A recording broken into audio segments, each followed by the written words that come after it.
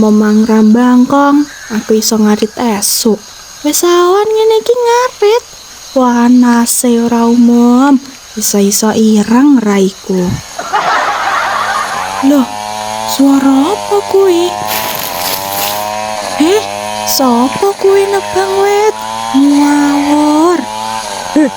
Weh, sopo to? Ganggu Walah, bak nawamu tadir.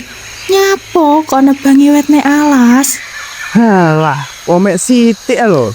Seakeh ku lho wite. Loh, ngawur. Mesi dio iso gawe masalah ning lingkungan. Kaya musibah banjir ning Sumatera. Ora ora beritane ye. Ya, lho tak dudoi.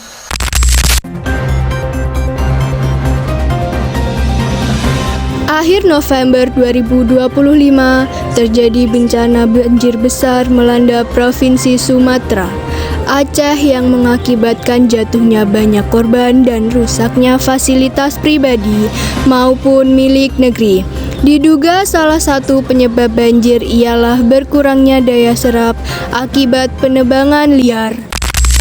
Yo, kok ngeri ngono? Makane, yo saiki mulai mandek nebangi wit. Lek kaya ngene terus, sing rugi sapa nek uduk awake dhewe? Ah, siap. Wara-wara padha waspada. Bebaya tanpa ngenal usia, tanpa ngenal wayah bisa sewayah-wayah. Manungsa bisane among upaya lan ndonga.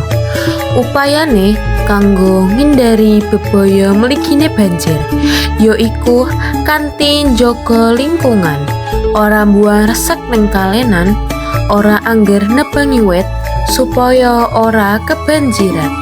Ayo dulur-dulur, wiwit peduli bumi pertiwi, muri-muri supaya lestari, kanggo tembe mburi.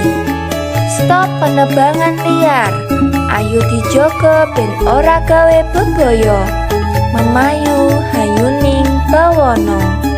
Iklan layanan masyarakat katuraken dening SMA Negeri 1 Gondang Tulungagung.